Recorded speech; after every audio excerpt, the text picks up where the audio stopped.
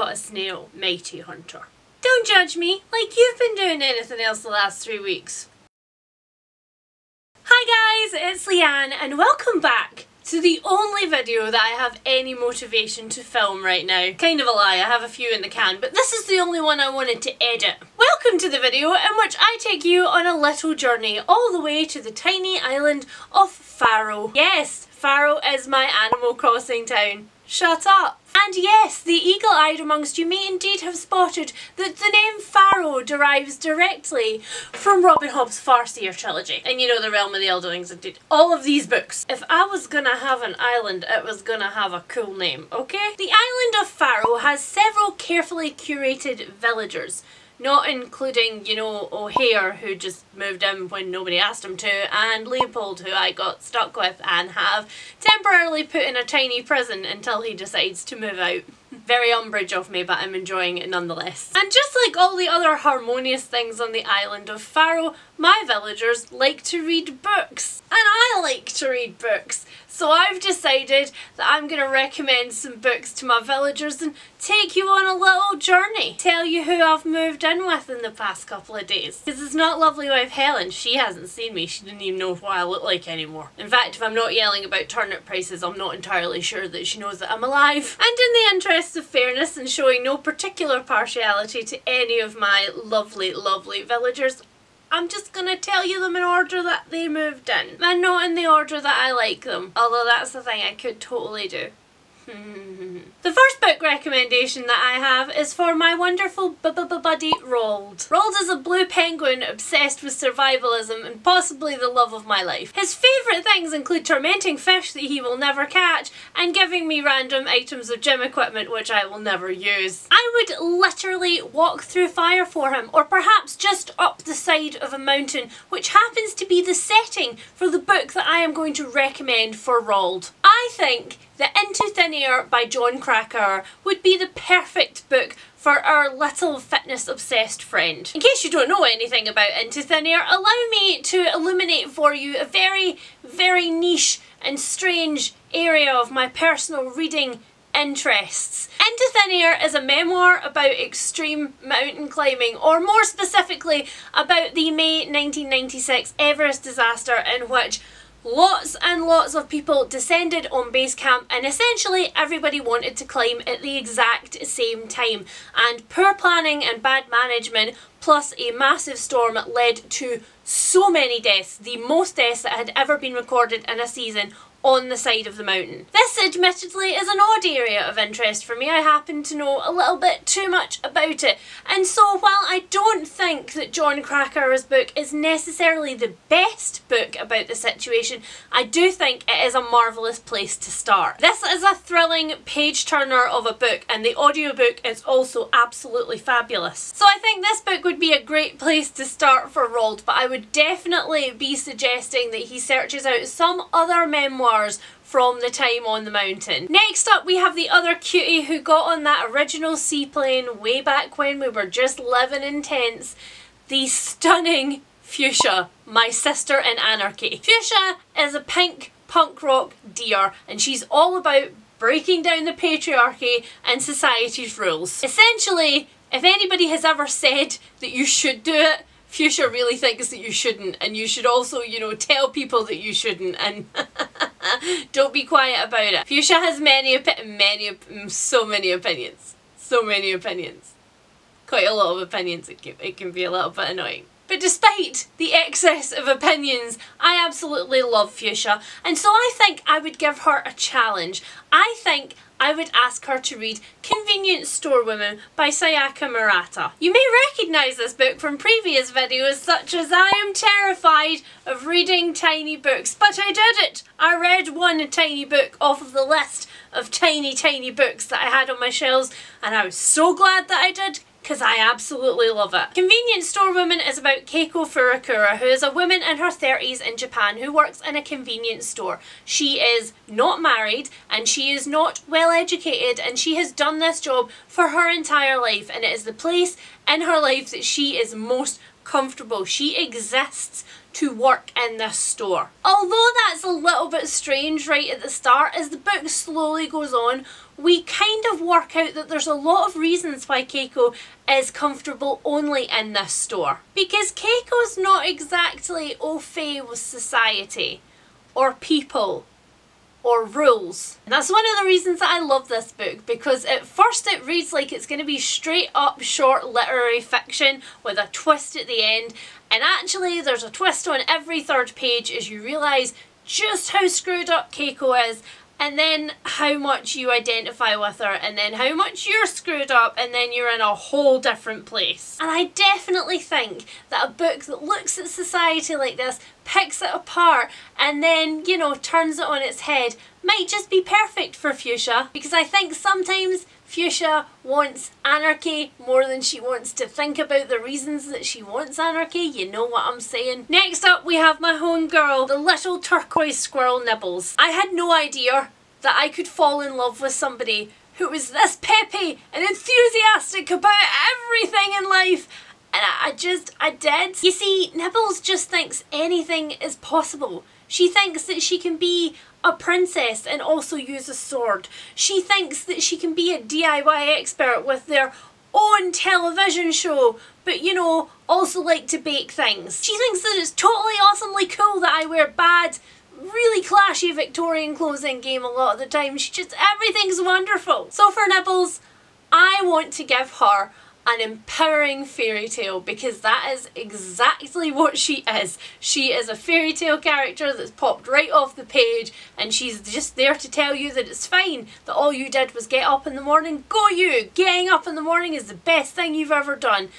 Sometimes I disagree with her, but nevertheless, for Nibbles, I am going to recommend Catherine Envalente's The Girl Who Circumnavigated Fairyland series. If you have never read this series, first of all, where have you been? Have you been living under a rock? Was it the same rock as me where you don't really like fairy tale retellings? Because that's okay. This is not a fairy tale retelling. Although it definitely kicked off a big love for fairy tale retellings, especially in the literary fiction world, somehow it is not a retelling. It is an entirely new fairy tale, all of its own. This series is about 12-year-old September. She is a country girl from Omaha. She has absolutely nothing going on in her life, and she hates every choice that's ever been made for her. And then one day, a flying leopard turns up at her bedroom window and whisks her off to fairyland. The problem is that fairyland is not entirely as September thought it was going to be.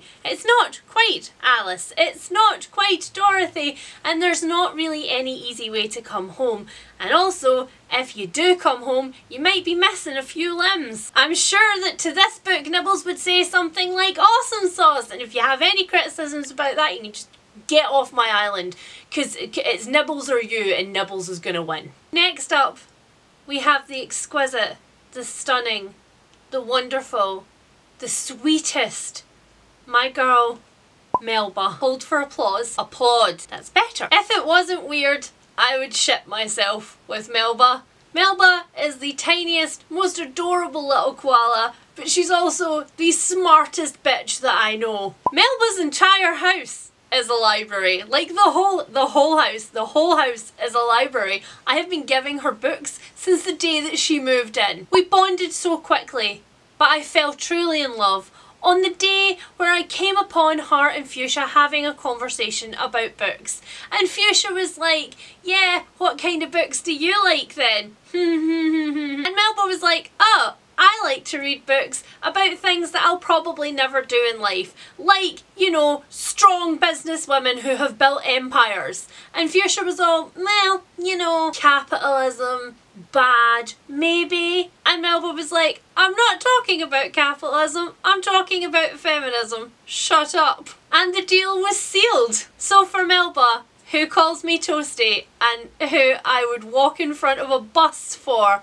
I recommend Molly's Game by Molly Bloom. You're probably already all aware of Molly's Game, but only from the movie, which granted did have Jessica Chastain and Idris Elba in it and was produced by Aaron Sorkin. So you know, it was a winning combination. It's an amazing film, but the book is also amazing. The book is mind-blowing. The book is like How did you do this? Essentially, Molly Bloom was an Olympic class skier who had a very unfortunate time at the Winter Olympics.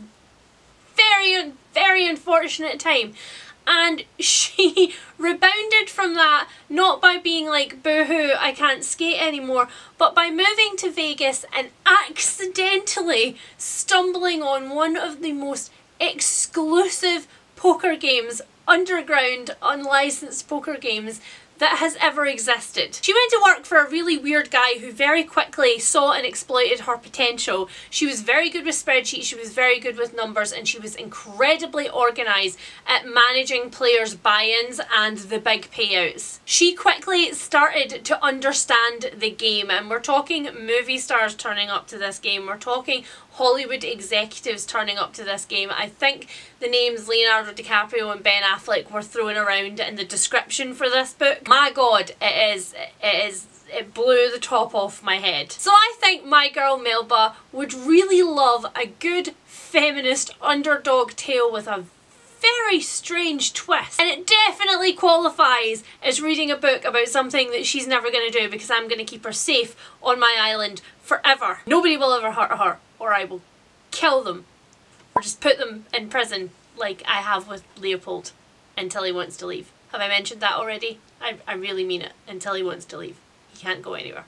Nowhere. Next up, we have my sweet boy, my sweet perfect angel baby, Cranston. Cranston is an absolutely adorable little derp of an ostrich who basically spends his entire life wandering around my island aimlessly in search of snacks, flowers to sniff, and me. Cranston is obsessed with me. I literally cannot walk past Cranston to get to the museum, or to get to the shop, or even to go fishing without Cranston being like, Leanne! It's the single most validating thing to ever happen in my life, and you can't take him away from me. But inside my sweet baby Cranston, I think there is a tiny, confused, and very gay teenage boy desperate to just burst out. I think really he's thinking about snacks and boys. And, you know, we've all been there, even if some of us decided not just boys and, you know, everything. Queer life, what are you gonna do? And so for Cranston, I'm going to suggest something which is both extremely challenging to his worldview and yet not challenging to, you know, his attention span, because that could be an issue. And I would recommend Heartstopper by Alice Oseman. This is an amazing graphic novel series which I recently discovered thanks to, you know, everybody on BookTube who reads romance, because where have I apparently been my entire life? This series is about Charlie. He is at an all-boys grammar school and he is very gay, and he has absolutely no idea how to be gay or how to meet boys in a boys grammar school where he's kind of concerned about getting punched for, you know, looking in the wrong direction. He also has a very emotionally abusive sort of boyfriend that is just soul crushing him by the day. And then he meets Nick, who is put in his form group and is told to sit somewhere and just never shuts up from the moment that his arse hits the seat. Nick is adorable and large and cute and on the rugby team, and has absolutely no idea that he's about to fall in love with a boy, because that had never crossed his mind ever before. And it's not easy. It's very not easy. And this graphic novel series actually made me shed physical tears. I finished the first volume at like 1 o'clock in the morning. It was dark. Lovely Wife Helen was sleeping next to me, and I was sobbing silently on top of this graphic novel because it just... They are precious, tiny little cinnamon rolls who also need to be protected at all costs, and so it's perfect for my cinnamon roll, Cranston. You can't have them. And next, we have my soul sister, Elly. Elly is the gentlest and most considerate of all elephants in the entire world. Her interests include baking and baking and wishing that she lived in the 40s, and reading, and also baking and making sure I'm okay. And also everybody else. Everybody has to be okay or it's very bad. Elly lives with a solid case of anxiety for this world that we live in, and I can completely relate. She just wants to go back to a simpler time, a time that is not now. And so for Elly, I am going to suggest 84 Charing Cross Road. I have very recently recommended Helene Hamp's memoir, in fact, in one of my many books to avoid the news and books that might make you feel a little bit better videos that I've done since the start of all of this. We needed them, we needed those videos, we need books like this, and Elly definitely needs this book. This book will make her anxiety all better, okay? Okay. 84 Charing Cross Road tells Helene's story. She is a struggling writer in New York, and she really would like to get hold of some physical books, but she has a very specific idea of what a physical book should look like. It should not look like an American pulp paperback, it should look like the beautiful antique classic English book. And so Helene writes to 84 Charing Cross Road in London, the home of the Marx Brothers, which is an antique and vintage bookshop. Her correspondence is given to Frank Doll, who is a man who goes around England to estate sales and things like that and gathers up these vintage books and brings them back to the shop. And between the two of them, and between Helene's search for the perfect book and Frank's desire to unite the perfect reader with the perfect book, they strike up a beautiful friendship which borders on just something else. Frank is married and Helene lives in New York, but they have the kind of emotional love affair that is literally for the ages. The entire book is a love letter to the love letter. It is entirely epistolary. It is in letters and correspondence, back and forth, telegrams and things between the two of them, and it's really just quite apt for the situation that we're in right now. They could only write to each other, but it did not mean that their connection was any less, and it's just, think Elly would love it. Elly with her piano and her bookcases and her antique bed and just her sense of wishing that she was somewhere else. We can all relate. Next up, we have my last precious little bean, my gentlest of all pink jelly bean souls.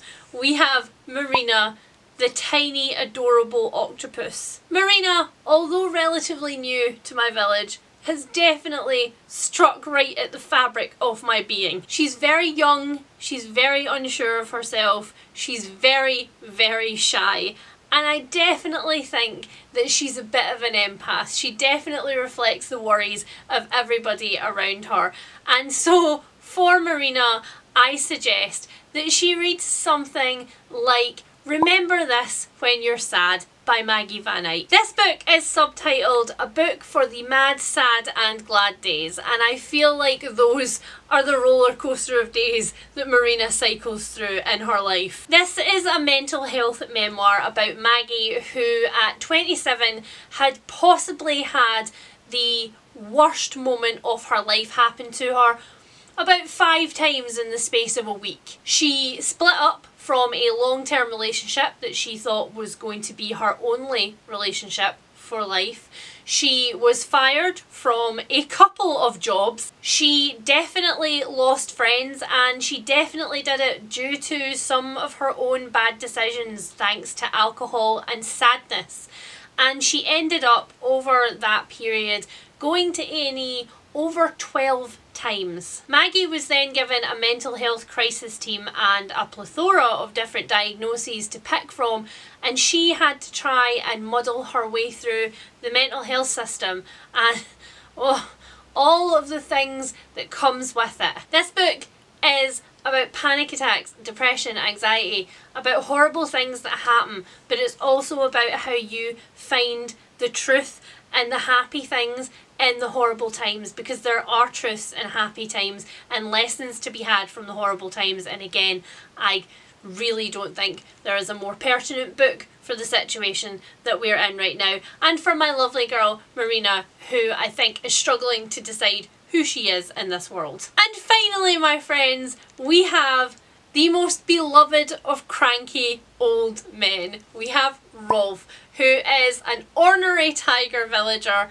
who just, he makes me happy, He's like having my granddad around. He doesn't understand technology. He doesn't understand anybody who's under the age of 50. He's desperately worried that everybody around him is making decisions that they're going to regret further into their life, which is probably true. He wants nothing more than to make sure that everybody around him is safe, but he doesn't know how to do that, and so not all of his sentiments come out the way that he maybe hears them in his head. Making him happy is going to be my sole purpose in life for the next 6 months, or you know, however long this lasts, and I just stay on my island and don't come up for air. I know you're all with me.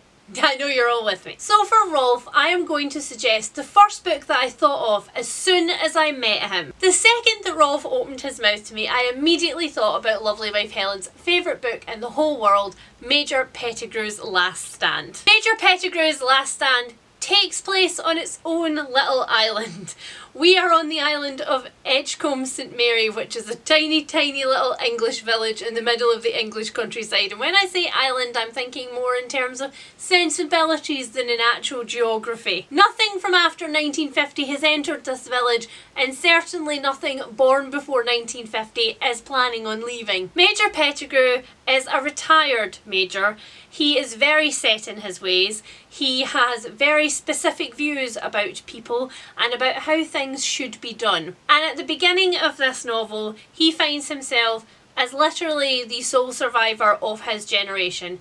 His beloved brother dies, his brother who he, for a lot of reasons, hasn't seen very much in the last few years, and he is left devastated. He doesn't know how to process the fact that he is the last one.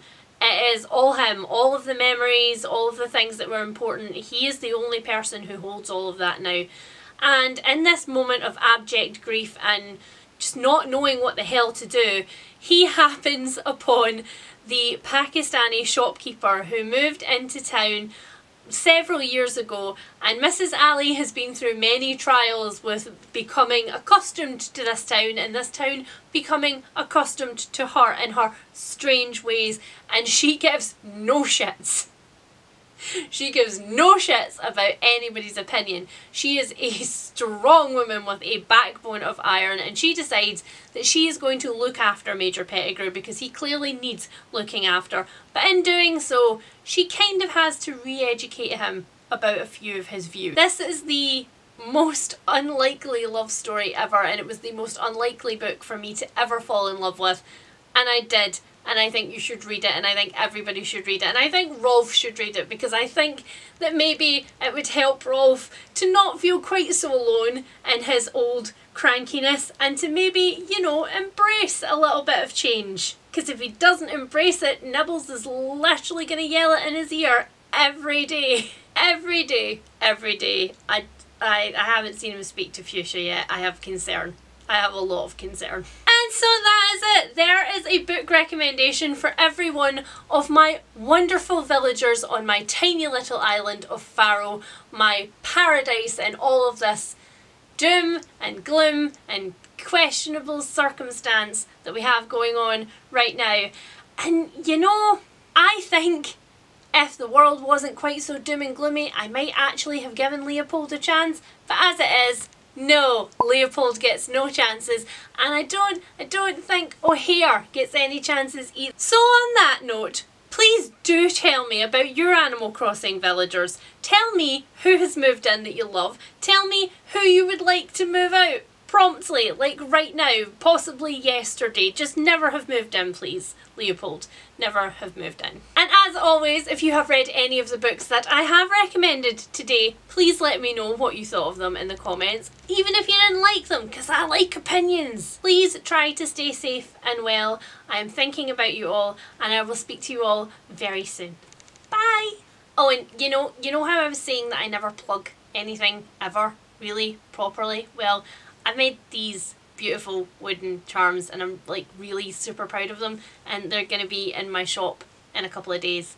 Just so you know, I love them. I love them. They're my favourite thing I've ever made. I love them. They can hang in your window and remind you that I am thinking about you. Okay, back to Animal Crossing now. Bye!